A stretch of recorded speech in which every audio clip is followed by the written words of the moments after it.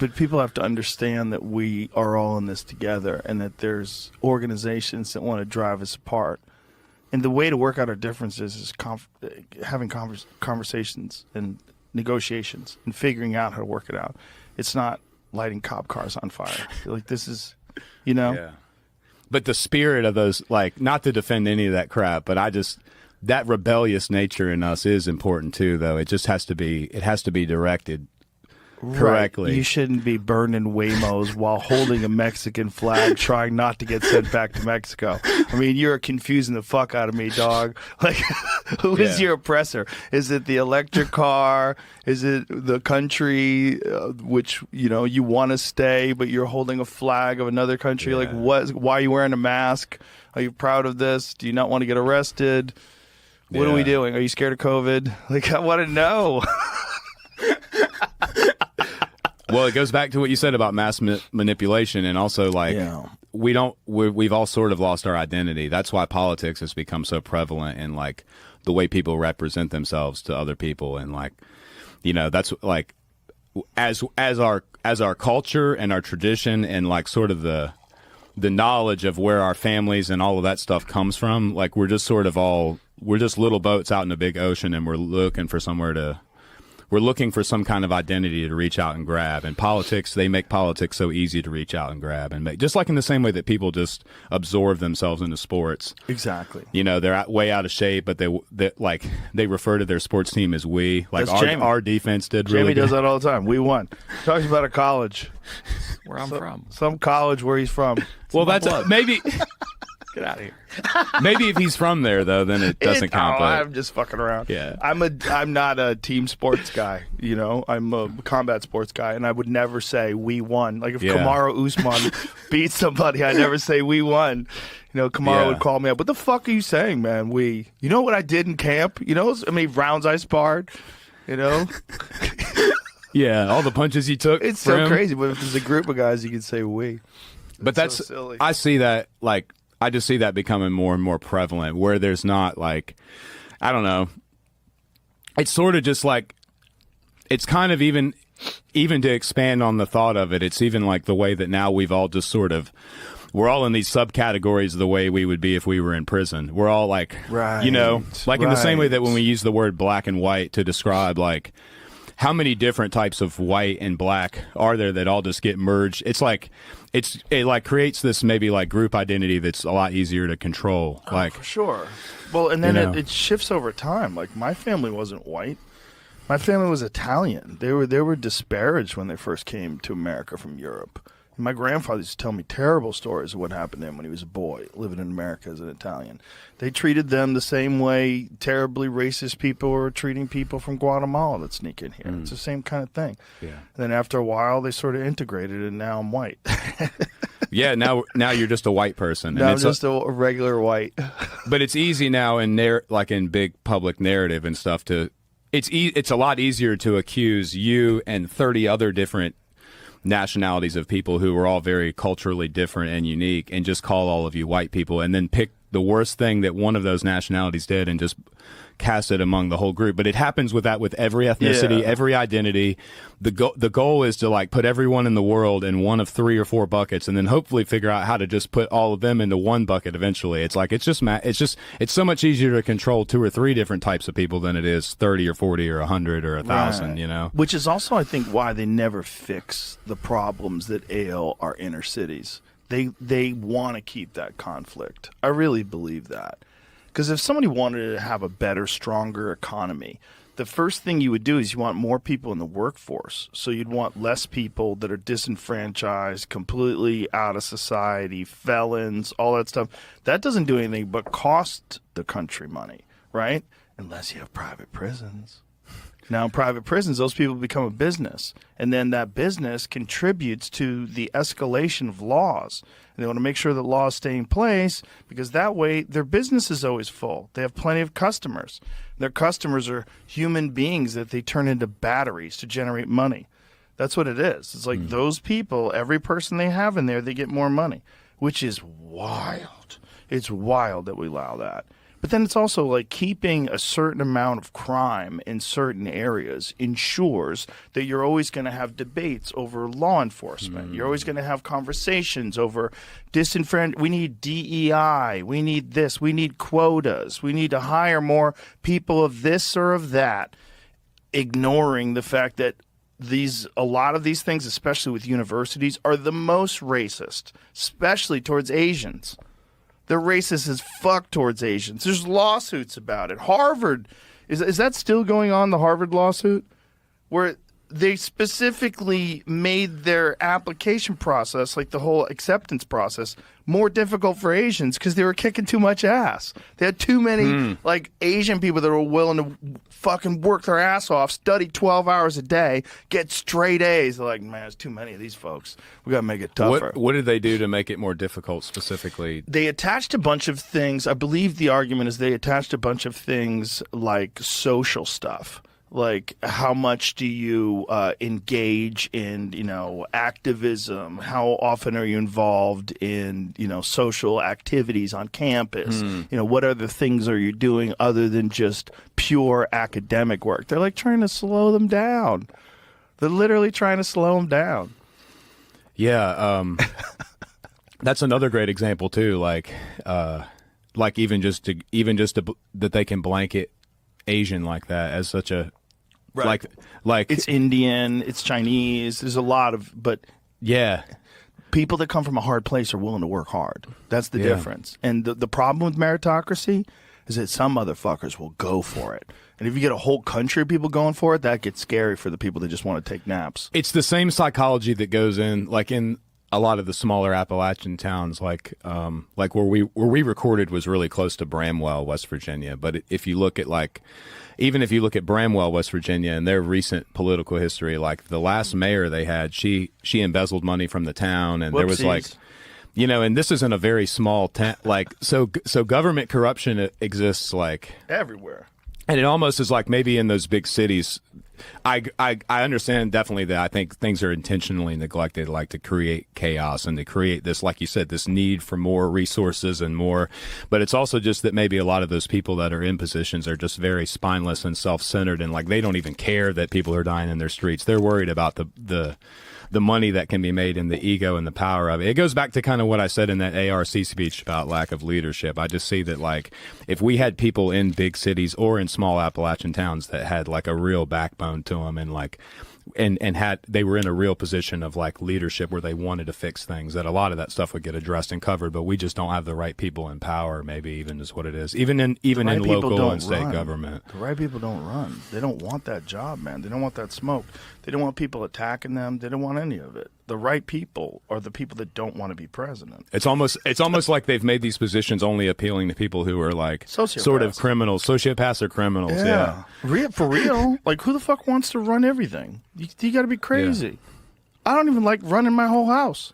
I don't like having employees. It's too much responsibility. What do you think would happen if just some normal people ran the country, though? Like just some average Joes. Like, what if me and you just went and ran if you ran for president? What would happen? We would get killed. We'd get put in a fucking convertible. They would definitely shoot. They would definitely be able to hit my big head. That's for sure. Yeah, they wouldn't. My head's not that little either. You want a cigar? Yeah, let's do it. People in power have always been horrible. Yeah. People, when they get unchecked power, have always been horrible. That's why directionally, like this whole No Kings protest that's supposed to go down on Saturday, directionally, it's correct. Like, you don't want kings, you don't want oligarchs, but who's funding it? Well, it turns out it's funded by an oligarch. It's funded by a lady worth $20 billion who is the heiress to Walmart, Walmart, a company that employs cheap labor and sells a lot of stuff from China that would be affected by tariffs. You know, it's like that with all of them, though. It's like that with everything, man. Everything is like it presents as being this moral situation. Like, they're really looking out for you. They're really looking out for people. They're never really looking out for people. There's always some primary profit motive that's causing any organized thing. It's never for the human race. Unless the people are all on mushrooms. It's never for the human race. And until mushrooms get legalized, that's probably never going to happen. And that's the real battle. The real battle is what gets legal first, AI or mushrooms. You know? Yeah, it's both of us will lead towards God. Both of them will lead towards God, but one with a completely different outcome. It's going to take me like 4 or 5 times listening to it to be able to talk about it. But I've went back and listened to the maps of meaning on Audible, and it's one of Jordan's earlier works, and he's talking about society and how it's structured, and basically talks about like the motivations and the origins of why people always resort to evil. Like in this, I mean, we talk so much about the Holocaust, but not at all about all the other horrible tragedies that happened there at the same time. But even like talking about with Russia, like just think about the Soviet Union and what happened there, and how easily people were turned against. It's just this little moment in time we're in is just we should just be so thankful for it, even though it is mass chaos right now. Like the fact that people are allowed to speak freely and do things and have the influence and power they do is just nuts when you think about. You're right. I mean, it's the same crazy people that we're arguing about today have always existed in different forms and with different names and faces. But we're better off today than anybody else in human history, and this is a struggle and it is a battle. But I think we can come out of this on the other side if we all realize that we're being played against each other, and that's where it's important. When you're paying people to protest, you're leaving pallets of bricks around, and you're organizing the whole thing, and you're shipping people in on buses, and you're making sure that all the people show up at a certain amount of time, and they're all compensated, and you give them water and snacks. Like, we got to realize what's going on here. This is not for you. When you light your city on fire and you burn cop cars, it's never good. It's not good for you. It's not good for the cause. They're not going to change the laws. One thing that I heard from Trump today that I thought was very promising is that he wants to make an executive order where people that are here for a long time, that have been like working on farms, that are undocumented, that they won't be targeted and that they'll be exempt from all this stuff. This is my feeling. Like, if you got here and you've integrated into our society, yeah, maybe you shouldn't have snuck in, but you did it and you're not breaking any laws. You're a hardworking person. Those people need a path to citizenship, man.